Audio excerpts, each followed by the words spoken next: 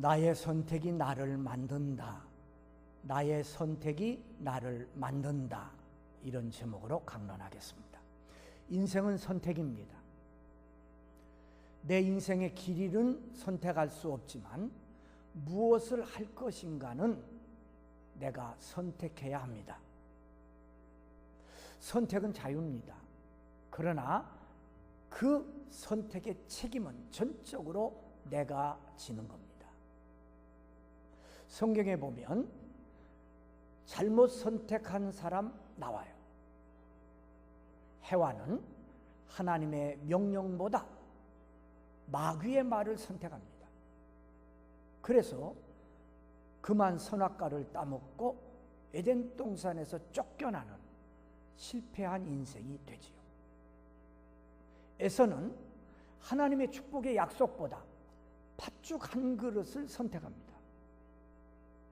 그래서 일생 동안 장자의 축복을 누리지 못하고 서러움 속에 살았어요. 가룟 유다 예수님보다 은 30을 선택합니다. 그는 인생 중에 가장 실패한 인생이 됐습니다. 나의 선택이 나를 만듭니다. 잘못 선택하면 잘못된 인생을 만드는 겁니다. 아브라함은 그가 75세 때 하나님의 명령을 받자 사랑하는 친구, 친척, 본토 떠나서 하나님의 명령을 선택하고 출발합니다. 위대한 승리의 인생이 됐습니다.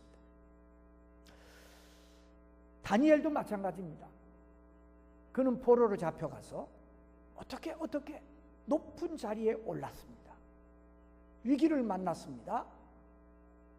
그러나 다니엘은 하나님을 선택합니다.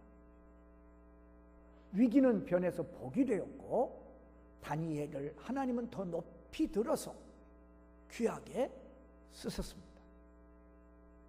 나의 선택이 나를 만드는 겁니다. 우리나라의 유명한 손양원 목사님, 여순 반란 사건 때 공산당들이 그 아들 동신이 두 아들을 죽였습니다. 그 원수를 붙잡았다고 경찰이 연락을 하니까 경찰서에 쫓아가서 자기의 사랑하는 두 아들을 죽인 그 아이를 안고 내가 너를 용서한다. 두 아들을 잃었으니 하나라도 찾아야지. 내가 너를 내 믿음의 아들로 삼겠다. 그리고 용서해 줬습니다. 경찰에게 부탁해서 벌을 받지 않도록 해서 그를 데려 나왔어요.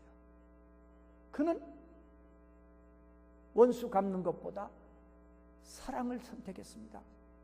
그래서 손양원 목사님이 위대한 사랑의 원자탄의 주인공이 된 겁니다. 아멘? 나의 선택이 나를 만드는 겁니다. 오늘은 느헤미야를 통해서 어떻게 우리가 인생을 살면서 아름다운 선택할 것인가 배우고자 합니다. 느헤미야가 누구인가 여러분 궁금하시죠? 느헤미야. 예루살렘이 바벨론에 멸망을 당합니다. 그리고는 똑똑하고 쓸만한 사람을 전부 바벨론이 포로로 잡아갑니다. 그런데 바벨론이 바샤, 페르시아라는 나라에게 망합니다. 포로로 잡혀간 그들이 얼마나 고향 땅에 돌아가고 싶었겠어요? 성경 보면 그들이 고향이 그리우면 바벨론 강가에 모여서 버드나무에 수금을 걸고 그걸 타면서 슬프게 고향을 그리워하며 노래했다고 했습니다. 근데 놀랍게 바사왕 고레스가 어느 날 칙령을 내립니다. 이 왕의 명령은 변할 수 없는 건데 왕이 명령을 내리는데 옛날 예루살렘에서 잡아온 유대인들을 고국에 돌려보내라는 명령입니다. 갑자기 왜 이런 마음을 고레스가 가졌을까? 에스라 1장 1절에 보면 여호와 하나님이 고레스의 마음을 감동시켰다 그랬어요. 그러니까 하나님은요, 뭐 딱 한 사람 감동시키면 그냥 나라가 움직이는 겁니다. 그래서 고레스 왕이 예루살렘에서 잡아온 유대인들 다 고국으로 가도록 허락을 했습니다. 그래서 1차로 많은 사람들이 붙잡혀갔던 그립던 예루살렘으로 돌아왔습니다. 그 후 20년 후에 또 유대인들이 고향 땅으로 돌아옵니다. 이때 지도자가 에스라입니다. 에스라가 데리고 예루살렘으로 돌아와서 한 일이 예루살렘 성전을 재건하는 일입니다. 그 다음 14년 후에 3차 마지막 유대인들이 고국으로 돌아오는데 그때 지도자가 느헤미야입니다. 당시 느헤미야는 느부갓네살 왕의 신하였습니다. 느부갓네살 왕의 모든 음식을 관장하는 신하였어요. 대단히 중요한 자리입니다. 왜냐하면 음식을 통해서 왕을 독살하기도 하고 또 해를 끼치기도 하고 또 왕의 건강을 살펴야 하기 때문에 왕이 가장 신이 많은 사람을 그 자리에 앉히는 거예요. 그런데 바로 그 자리에 느헤미야가 그 자리에 신하로서 좀 높은 지위에 있었습니다. 여기까지가 오늘 제가 읽은 성경 바로 앞 내용입니다. 이때 느헤미야가 아주 좋은 선택을 합니다. 3가지. 제가 오늘 그 선택을 소개하겠습니다. 첫째, 느헤미야는 꿈을 선택합니다. 느헤미야는 꿈을 선택합니다. 무슨 말인가 하니 느헤미야가 마음에 늘 안타까움이 있었어요. 그게 뭔가 하니 내가 살고 하나님을 섬기던 고향 땅 예루살렘 성벽이 다 무너져서 황폐해진 것이 늘 안타까운 거예요. 그래서 그는 꿈꾸기를 언제나 내가 예루살렘에 돌아가서 예루살렘 성을 재건할까? 그게 꿈이에요. 사람은 꿈이 2가지입니다. 세상의 꿈, 하나님의 영광을 위한 꿈, 2가지예요. 그런데 물론 우리가 세상의 꿈도 가져야 돼요. 그런데 하나님을 향한 꿈이 없는 사람은 그건 개꿈입니다. 개꿈. 그런데 많은 교인들 가운데 2가지를 가지고 있다가 세상의 꿈을 이루기 위해서 하나님을 향한 꿈을 내버리는 사람이 참 많아요. 이건 진짜 미련한 인생입니다. 하나님의 영광을 위한 꿈을 위하여 세상의 꿈을 버릴 수는 있어도 세상의 꿈을 위하여 하나님의 영광을 위한 꿈을 버리면 어리석은 자입니다. 느헤미야는 세상적으로 말하면 꿈을 이룬 사람이에요. 포로로 붙잡혀 와서 왕의 측근 신하가 됐습니다. 그러니까 이 느헤미야가 세상의 꿈만 가지고 있었다면 그냥 눌러 앉아 있으면 되는 거예요. 그런데 그는 하나님을 위한 꿈을 버릴 수가 없었어요. 마음이 안타까워하고 있는데 어느 날 왕에게 포도주를 이렇게 대접하는데 느부갓네살 왕이 느헤미야야, 왜 내 얼굴이 그렇게 어둡냐? 너 무슨 근심이 있냐? 이렇게 물으십니다. 사실은요, 당시 왕 앞에 신하가 근심된 얼굴을 보인다는 것은 죽을 수 있는 아주 무서운 죄였습니다. 그런데 왕이 그렇게 묻는 거예요. 그러니까 느부갓네살이 솔직히 말합니다. 왕이여, 사실은 제 고국 예루살렘 성이 다 무너졌는데 지금 그대로 있답니다. 그 성이 재건하고 싶어 제가 이렇게 안타까워하고 있는 겁니다. 그랬더니 고레스 왕의 마음을 감동시킨 그 하나님이 느부갓네살 왕의 마음도 감동시키는 거예요. 그래? 그러면 내가 보내줄 테니까 가서 예루살렘 성을 재건하거라. 여러분, 세상의 꿈만 가지고 살지 말고 하나님을 향한 꿈을 선택하시기를 바랍니다. 그러면 하나님이 도와주십니다. 하나님이 도와주세요.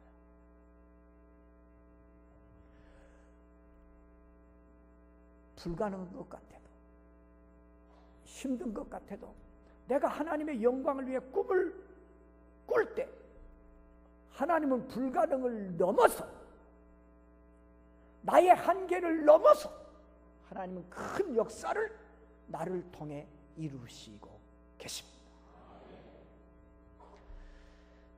모세도 그랬지요. 모세도 자기 세상의 꿈만 생각했으면 그냥 바로 궁에서 공주의 아들로 호화호식하며 살면 되는 거예요. 근데 그에게는 하나님을 향한 꿈이 있은 거예요. 그래서 어느 날 나가보니까 자기 동족을 애굽 사람이 때리는 거예요. 그러니까 의분해 애굽 사람을 쳐 죽이죠. 그런 내용을 우연한 사건이 아니고 성경은 뭐라 그랬는 거 아니? 모세가 잠시 받는 세상의 그 영광보다 고난을 택했다고 그렇게 말씀하고 있습니다. 그것이 하나님을 향한 꿈을 이루는 데서 생겨난 일이라 그 말이에요. 하나님이 모세를 도우셨습니다. 그는 위대한 이스라엘의 지도자가 됐지요. 여러분, 나의 선택이 나를 만듭니다. 믿음의 꿈을 선택하시기를 바랍니다. 두 번째, 느헤미야는 믿음을 선택합니다. 믿음을 선택해요. 우리가 늘 겪는 거예요. 하나님과 나 사이에 선택해야 될 순간들이 많습니다. 하나님과 나 사이에. 더 쉽게 설명하면 하나님의 말씀과 내 생각, 이것 사이에서 어느 것을 선택할까? 많죠? 많은 사람들이 하나님을 믿는다 그러면서 하나님의 말씀을 선택하지 않고 자기 생각을 선택합니다. 그건 아주 쉽게 말하면 이겁니다. 내가 하나님보다 똑똑하다. 하나님 말씀보다 내가 더 지혜롭다. 그런 사람이에요. 그러니까 교회 안에 교인은 많아도 하나님을 믿는 자는 많지 않습니다. 하나님이 원하시는 사람은 누구예요? 교인이 아니고 하나님을 믿는 사람이에요.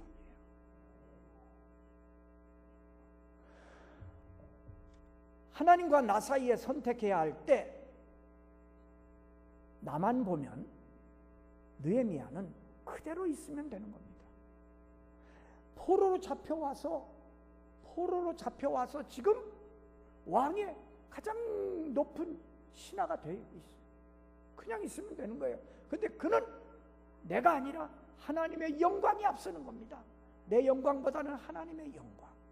그래서 그는 하나님 믿음 쪽을 선택합니다. 오늘 말씀 18절 보면 느헤미야의 마음을 읽을 수 있는데, 지금까지 하나님의 선한 손이 나를 인도했다. 그렇지요. 포로로 잡혀와가지고 높은 신하가 되기까지 자기 혼자 똑똑해서 아니지요. 하나님의 선한 손이 붙잡아 인도하신 거지요. 그러니까 느헤미야는 이렇게 생각하는 거예요. 지금 내가 오늘 이 자리에 있음이 하나님의 선한 손의 도움이셨고 앞으로도 나를 도와주실 거다. 그러므로 나는 오늘 이 자리에 만족하지 않고 하나님의 영광을 위해 나를 드려야 된다.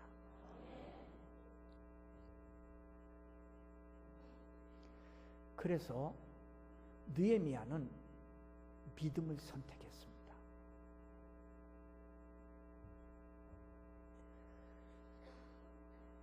믿음으로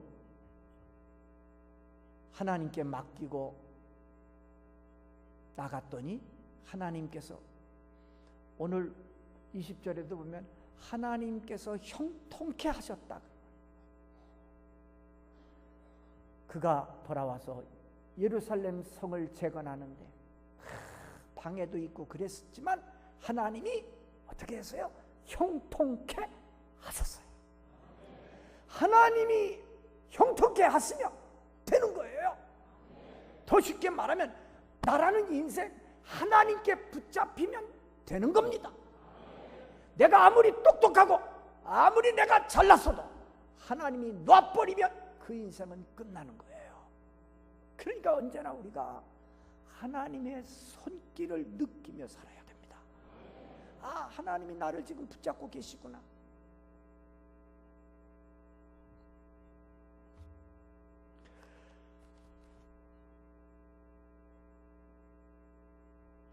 이스라엘 백성들이 광야에서 다 죽었잖아요. 애굽에서 해방받아가지고 나와가지고 40년 동안 애굽에서 나온 사람은 2사람 빼고는 다 죽었어요. 죽은 원인이 뭐예요? 물이 없어 죽었나요? 아니에요. 먹을 게 없었나요? 아니에요. 질병이 돌았나요? 아니에요. 그것 때문에 죽은 거 아니에요. 뭐 때문에 죽은지 아십니까? 저들이 하나님을 선택하지 않고 하나님을 원망하고 불평하고, 그리고 하나님이 약속한 너희들 내가 젖과 꿀이 흐르는 가나안 땅으로 인도하겠다 하신 말씀을 의심하고 자기를 선택하는 거예요. 하나님의 약속을 붙잡고 나가야 되는데 자기를 선택, 불평하고 원망하다가 죽었어요. 한마디로 말하면 바라보는 가나안의 꿈이 없어서 다 죽었어요. 먹을 게 없어 죽은 게 아니라 뭐가 없어 죽었다고요? 꿈이 없어 죽은 거예요. 꿈이 없어. 그러나 애굽에서부터 가나안을 꿈꾸고 그 꿈을 한 번도 잊어버리지 않은 여호수아와 갈렙은 가나안 땅에 들어가지. 꿈꾸는 자가 들어가는 거예요. 믿음으로 하나님 의지하고 나가면 들어가는 거예요. 그래서요, 애굽에서 해방받았다고 좋아하고 홍해를 건넜던 사람은 여호수아 갈렙 빼놓고는 다 죽고요, 광야 생활 가운데 태어난 젊은이들만 들어갔습니다. 가나안 땅에. 절대 여러분 꿈을 잃어버리면 안 되고요, 믿음을 잃어버리면 안 돼요. 나의 선택이 나를 만듭니다. 믿음을, 하나님을, 말씀을 선택하시기를 바랍니다. 마지막으로 느헤미야는 도전을 선택합니다. 도전. 어려운 문제들을 만날 때 이런 태도들이 많아요. 도망가는 태도. 어떤 사람들은 타협해버리고 말려고 하는 태도. 어떤 사람은 아예 그냥 안 돼, 나는 안 돼, 그러고 굴복하는 사람이 있어요. 근데 믿음의 사람은 누군가 하니, 아무리 어려운 문제가 내 앞에 왔을지라도 하나님이 함께 하시면 이길 수 있다는 믿음을 가지고 도전하는 사람이에요.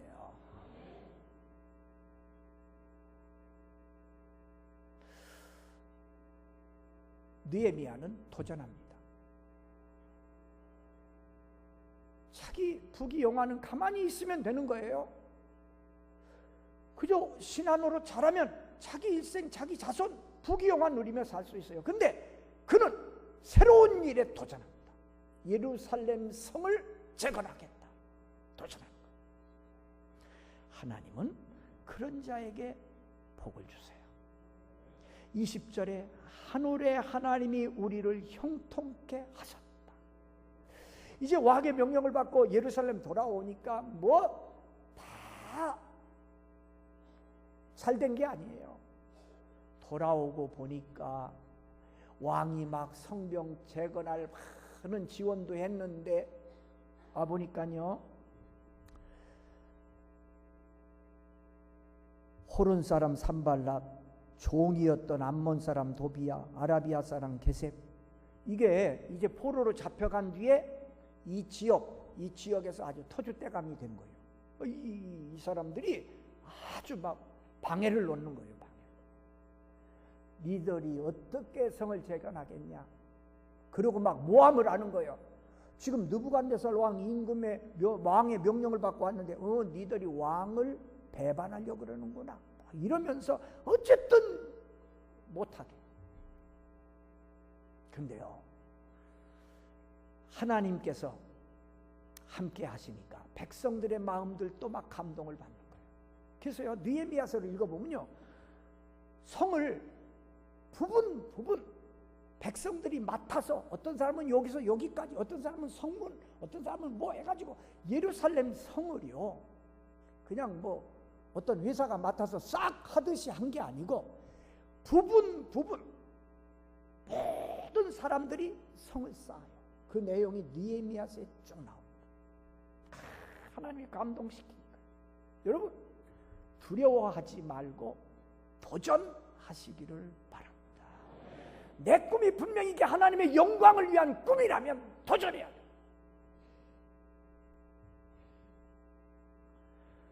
우리 교인들은 그런 산 경험 다 갖고 있죠. 우리 교회가 50주년 때 교육관 건축을 시작했습니다. 쉴만합니까? 교육관 건축하고 4년 준비했다가 본당 짓고 우리 교회 60주년 때 헌당 예배 드렸습니다. 만약 우리가 반월동에 있을 때 도전하지 않았다면 오늘 이 아름다운 예배당이 있을 수 있을까요? 없었지. 웅크리고만 있으면 이 정도면 됐지. 그랬으면 그 정도로 끝나는 거예요. 우리는 도전했어요. 그때 우리 뭐 있었어요? 돈 많이 모아놨어요? 없었어요. 그냥 꿈을 갖고 믿음으로 하나님 앞에 맡기고 도전했더니 오늘 이 아름다운 결과를 우리가 보는 거예요. 개인도 마찬가지예요. 믿음의 꿈을 가지고 도전할 때 하나님은 그에게 축복의 문을 열어주세요. 역사는요, 다수의 사람에 의해서 이루어지는 게 아니에요. 역사는요, 소수의 사람에 의해서 다수가 이렇게 인도돼요. 그래서 학자들이 연구하기를 그 소수를 5%라고 보는 거예요. 어느 모임이든지 5%가 95%를 이끌고 간다는 거예요. 맞아요. 제가 목회하면서도 가만히 보면요, 교회도 5%가 그럭저럭 95%를 이끌고 가는 거예요. 나라도 보면요, 5%가 95%를 먹여 살리는 거예요. 거의 그래요. 오늘 3부 예배 드리는 여러분들은 어디서나 특별히 교회에서 그 이끄는 소수 5%가 되시기를 바랍니다. 우리 교회는 한국 교회를 이끌고 나가는 5%가 돼야 돼요. 느헤미야는 잘 선택함으로 위대한 사람이 됐어요. 나의 선택이 나를 만들어요. 느헤미야는 꿈을 선택합니다. 느헤미야는 믿음 하나님을 선택합니다. 느헤미야는 도전을 선택합니다. 여러분 모두 느헤미야 되시기를. 아멘 크게 하세요. 주님의 이름으로 축원합니다. 1분 동안